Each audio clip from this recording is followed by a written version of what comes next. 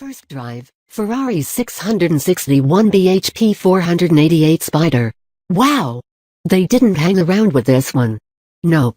Barely 3 months since we first got our hands on the GTB, here comes the 488 Spider.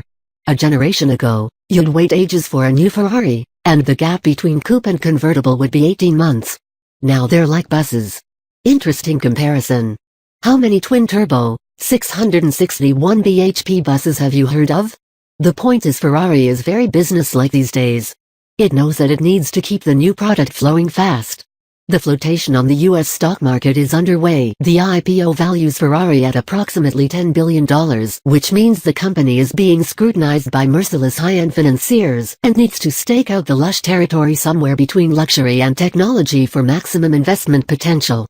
Then there's the fact that new invariably equals good at this end of the market. Not to mention that the sales split between Spider and GTB is almost 50-50. In fact, in the UK 54% of 458 Italias sold were convertibles. In other words, it's important. And we thought this was about fast, beautiful cars. It is, although there's easily as much science as there is passion these days. Ferrari claims the 488 Spider was developed around its retractable hardtop (RHT), a slender two-panel item that weighs 25 kilograms less than a regular soft top, creates that extra sense of security and rigidity, hides away in 14 seconds, and crucially doesn't saddle the car with an arse the size of a small country. Ferrari insists that its coupe and convertible clients are quite distinct, and there's some guff about being able to breathe in nature's heady aromas.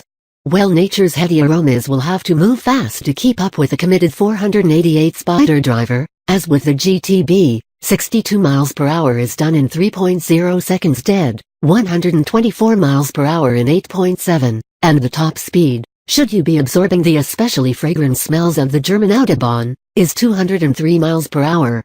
Not the car for Donald Trump, then, or anyone else of risky or bouffant coiffure.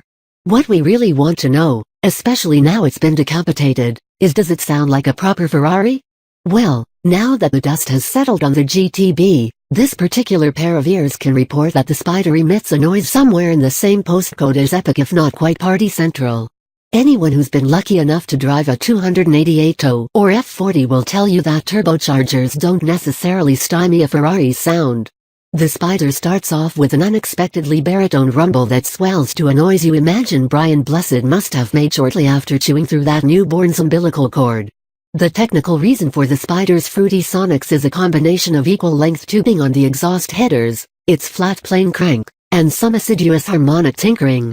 But the fact is nobody wants a Ferrari that doesn't sound like a proper Ferrari. Including Ferrari.